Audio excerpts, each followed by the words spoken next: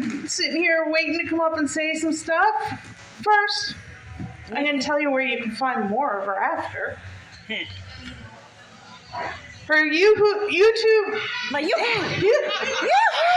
I can speak English too. Not really. Her YouTube channel, you can find her Jaxda, Jaxda. No, I'm sorry. It's J-E. J-E-X-D. I listened to her spelling instead of actually going by what I actually knew it was because I've seen it before. But she spelled it for me and she spelled it wrong. So it's J-E-X-D-A. I spelled it wrong. Oh, well, I'll take it. Yeah. I'm going to totally throw her under the bus even if it was me. All right, let's give it up for... Wait, I suddenly forgot. Katie. No, I know how to say your name, but I forgot to read it again before it came up. Vo. Kerr. I couldn't remember the end. I got Vo Kerr, and I couldn't remember that it ended cup. Vo Kerr. Katie Vo Kerr, everyone. A chord. This is going to be fun. I don't normally use the microphone, so I'm yelling right now. Hello, everybody. My name is Katie Vokerka. Does anyone here know a Vokerka besides me? Oh, yeah, okay. So, everybody else, you're lucky. So the actual pronunciation of my name, because the name is from the Czech Republic. If you drop the first letter, it actually means cucumber. And my brothers in Newfoundland, because no one speaks Czech here, they told everyone that the V at the front meant heart is A. And when I was a child, I didn't get that for the longest time. I didn't know what they were talking about. But my YouTube channel is named after my son. My child's name came from a Scrabble game in 1994. I have the diary entry to prove it. I had terrible letters. I had D's, I had X's, I had a J. I had no words. I'll tell you this. I was losing. But I will have fun, no matter how bad I'm doing in any game. So I was like, I'll just start making up words. So I'm playing with the letters and the tiles, and I'm just reading what I see. And then I see Jaxda, and I said, I'm going to name my child that someday. And I did. I had to find the right man for that, though, because, a lot of guys have this thing where they want their kids to have their last name, and I was like, Vokerka, I'm not giving this thing up, and I'm going to give them the first name of Jaxda? I got to keep Vokerka. Let's just screw up their entire life here. No one's going to know how to spell any of it. The pronunciation of our last name has been very anglicized, because in the Czech Republic, it would be Vokerka. Rolling your R's is so much fun. But we don't generally go by that here in Canada. We've anglicized it. So, based on feedback from people in the community, we've changed it. Right now, we're going with Vokerka because it's nice and easy to pronounce. But I think we may need to update it again. To something just a little bit easier, because the most common pronunciation after I've told someone how to pronounce their name is they'll say, what? So I'm thinking of changing the pronunciation of that. Yep. Let's see. Okay, so Jaxda, his name comes from Scrabble. I took my last name. When I was 8, my parents went through a divorce, and so my mom reverted back to her maiden name.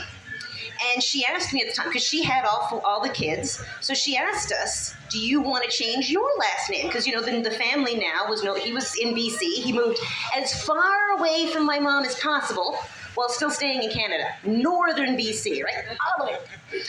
So, she asked, do you want to change your name since she's going through the effort for herself? And at 8, I was like, no, my name's Katie.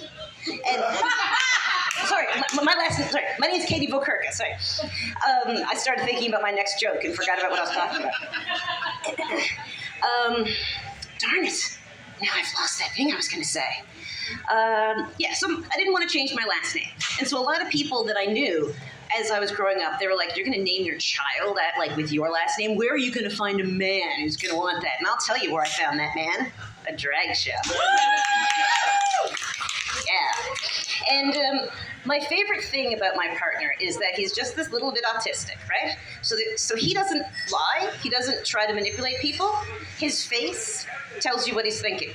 And I freaking love that. Because all I gotta do is look at him and like, if I'm being, it's a bad word in our house to say this, so I can't say it. If I'm being stupid, we're not allowed to say this at home, but what I've told my child, because I want to encourage spelling. So he's not allowed to swear. But if he spells the swear word, that's okay. Right? Because he's just saying letters. He's not right. And it's literacy, right? I can't see any problem with this. So far, I haven't gotten any bad feedback from the school, so that's good. So anyway, yeah, I don't even remember why I was talking about stupid, but that's a bad word in our house. And there are quite a few bad words in our house that my child has learned how to spell. He's a really good speller, too. I am not. I am a terrible speller. And my stepdaughter, I met her when she was 6. And I used to try to spell the swears in front of her. So I told someone once to go to Hill. And this 6-year-old looks at me and says, why'd you tell someone to go to hill? Like, she wouldn't even let it slide, right? She knows that I've done something wrong. My child always tells me when I've done something wrong. And it's frustrating because I taught him English. And he corrects my pronunciation. Generally, he's right, too, which is so annoying.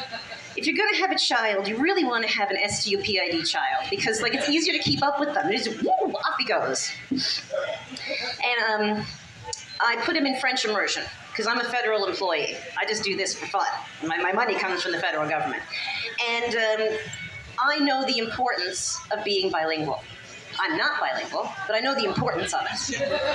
So I wanted my child to have that, and especially he was learning Spanish when he was younger. Yeah, because I really like Pocoyo.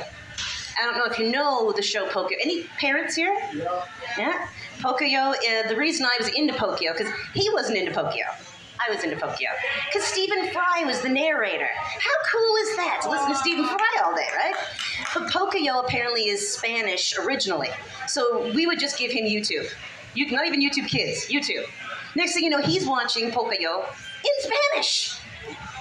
Learning his colors, cool. He doesn't know it now, though. But so I figured we'll put him in French immersion, see how it goes. Because I grew up around the bay. I come from Dover.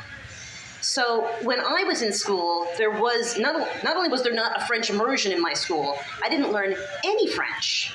And then my parents get divorced. In grade 2, I start out here in town, where everyone has been doing French since kindergarten. So my ADHD brain just shut down. I'll never catch up with these kids, so I just gave up on French. I passed French, but I can't speak French. I just know enough to say, do you speak it? Do you parler anglais? No? Bye-bye. That's what I did in France. I went to a few countries in Europe, and I didn't learn any of the languages, but I did learn, do you speak English? In whatever language I was going to, and I learned yes and no. So I was in the Czech Republic, and I said, Jessica Bajavit, no. I said, whatever it was, I can't remember. Do you speak English? And this old lady's like, no. So okay, and I start walking away. She runs after me. I help! She got me to the bus. It was great. And I thought, because, in Canada, everyone always talks about the rude French. So when I was in France, that's where I expected people were going to be rude. And it was not. Because I would always start with parler anglais. And so they were very happy, just a little bit, just get a little.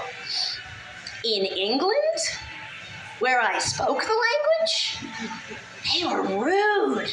I had a map, asking someone for directions, and they're like, you got a map, and walked away. I need help. I have the tools. Help me. How am I doing? I've never done 10 minutes before, so, yeah, and I don't know if you can tell this, but I don't prepare. I've got a little notebook where I write little things that I might talk about. And then, here's a question. Who's ready for the apocalypse? No? I'm trying to get ready for the apocalypse. I'm not getting guns or, food and stuff. I do have lots of food in my house. I'm very big on keeping expired foods. Because it's still good. It's just, right? And in my first house, we had a competition to try to find my most expired food. It was a key lime pie. And we made it. with expired milk. It was not good. We didn't need it, no. But the most expired food is fun. But to prepare for the apocalypse, first thing is I'm taking medication for my mental health issues. A lot of people will say, like, oh, to prepare for the apocalypse, I'm going to come off the meds. No. You want to be at the top of your game when this happens. Right? And have it, and you want it. My medication is pretty good. I can get like 6 months at a time. So I really want the apocalypse to happen. You know, if it's gonna happen, don't happen next week. I got to get a refill. But then you got 6 months, and the apocalypse can happen. And the other thing that I'm doing is I've given up cream in my coffee because there's a lot of things that I'm addicted to. I'm addicted to the marijuana, and I could probably grow weed if I had to. But I don't think I could figure out pasteurization. It doesn't feel like something that I have the ability to do. So, all right, I've had my 1 minute warning, so I'm going to say that's my time. Thank you so much. You can find me on YouTube using my child's name because I'm terrible. And that's Jexta, J